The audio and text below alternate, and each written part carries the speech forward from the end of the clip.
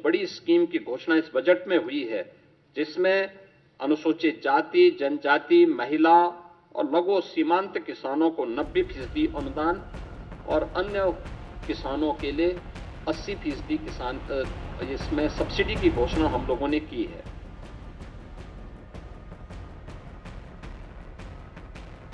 उत्तर प्रदेश विधानसभा में वित्तीय वर्ष 2026-27 का बजट पेश होने के बाद मुख्यमंत्री योगी आदित्यनाथ ने प्रदेश के अन्नदाताओं को लेकर बड़ा बयान दिया। सीएम योगी ने कहा कि किसान केवल खाद्यान्न उत्पादन तक सीमित न रहें, बल्कि प्रदेश की अर्थव्यवस्था और विकास यात्रा के सक्रिय साझेदार बने, क्योंकि वही देश के विकास की धुरी है। सुनिए एक बार क्या कुछ कह रहे हैं सीएम योगी आदित्यनाथ। अन्नदाता किसान भारत जैसे कृषि प्रधान देश की अर्थव्यवस्था और उसके विकास की धुरी है। हमारा यह मानना है कि अन्नदाता किसान, यह अन्नदाता केवल लाभार्थी नहीं है, यह विकास का भागीदार है। अब अन्नदाता से उसे उद्यमी बनाने की दिशा में नए प्रयास क्या हो सकते हैं, इस दिशा में एक नए प्रयास, इस विकास की यात्रा में प्रदेश का अन्नदाता भी सक्रिय साझेदार बने, इस दिशा से कृषि को इनकम बेस्ड और वैल्यू एडिशन मॉडल के रूप में प्रस्तुत करने के लिए इस बजट में उसका प्रावधान किया गया है। इसके अलावा कृषि विभाग में डीजल पंप सेट को, जो भी प्रदेश के अंदर आपने देखा होगा, हम लोगों ने सिंचाई की क्षमता का विस्तार किया है। 40 लाख के आसपास ट्यूबवेल ऐसे थे जिनमें से 16 लाख ट्यूबवेल जिनका इलेक्ट्रिफिकेशन पहले से था। हमने उन्हें फ्री बिजली की व्यवस्था की, लेकिन 23 लाख ट्यूबवेल्स ऐसे थे जो डीजल से संचालित हो रहे हैं। उन्हें फेज वाइज सोलर के साथ जोड़ने की एक बड़ी स्कीम के लिए हम लोगों ने इस बजट में घोषणा की है।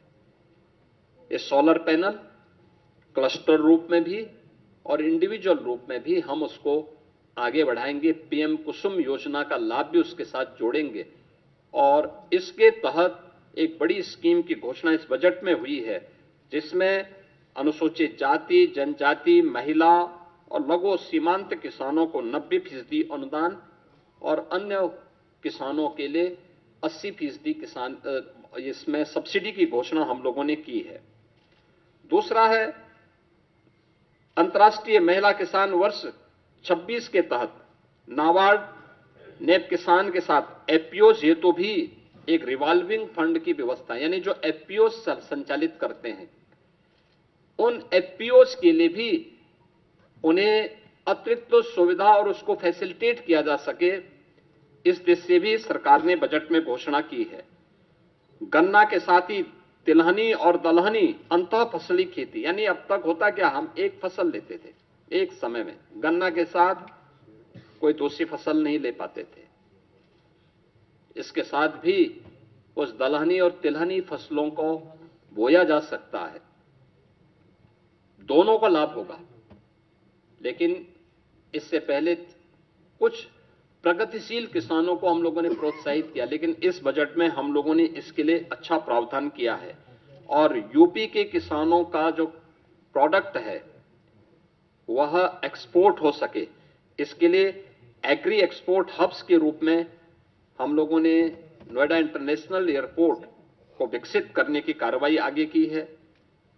इसमें उत्तर प्रदेश में कृषि और बागवानी उत्पादों की जो क्वालिटी है और उसका प्रोडक्शन है, इस दिशा में भी सरकार ने इस बजट में उसका प्रावधान किया है। कुल मिलाकर यूपी बजट 2026-27 में कृषि और किसान को आर्थिक विकास के मुख्य धुरी के रूप में स्थापित करने की कोशिश साफ नजर आती है। अब देखना होगा कि सरकार की योजनाएं जमीन पर किस तरह से और कब तक अमल की जाती हैं। क्या कहेंगे आप इस खबर पर? कमेंट करके जरूर बताएं। ब्यूरो रिपोर्ट, यूपी तक।